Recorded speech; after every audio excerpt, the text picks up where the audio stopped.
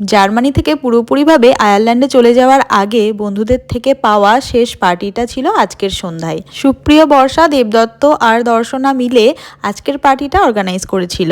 তাই তো আজকে আমরা চলে এসেছি মাইন্সের একটা আফগানি রেস্টুরেন্টে।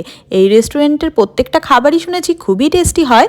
বন্ধুদের সাথে রেস্টুরেন্টে খেতে যাওয়ার মজা ভালো খাবারের সাথে মনে হয় একটু বেশিই স্বাদ যোগ করে দেয়। তবে আজকের খাবারগুলো ছিল কিন্তু নিছকই অপূর্ব টেস্টি। প্রথমেই আমাদেরকে এনে দিয়েছে পেল্লাই এক প্লেট, যে প্লেটের ভর্তি রয়েছে অনেক রকম কাবাব। কাবাবের এই ভয়ঙ্কর প্ল্যাটারটা দেখে তো আমরা অবাক হয়ে গেছি, ভাবছিলাম কিভাবে এতগুলো কাবাব শেষ করব।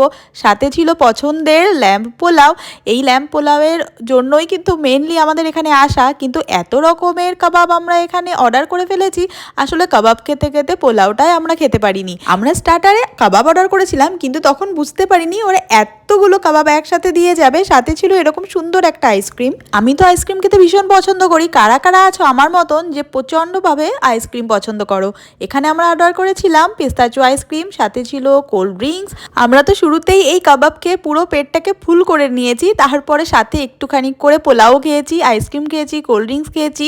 আর এই রেস্টুরেন্টের অ্যাম্বিয়েন্সটা ছিল অসাধারণ। বন্ধুদের সাথে আজকে হাসি, আড্ডা আর ভালোবাসার মাঝে কাটলো এই সন্ধ্যাটা।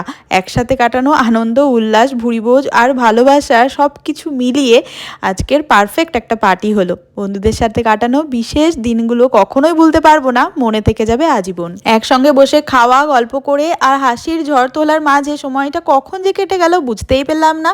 এদিকে দেখো না, আমাদের বন্ধুরা কিন্তু আমাদেরকে খালি হাতে একদমই পাঠায়নি। দুটো সুন্দর সুন্দর দুজনের জন্য গিফট পাঠিয়ে দিয়েছে, যাতে সারা জীবন ওদের স্মৃতি আমাদের সাথেই থেকে যায়।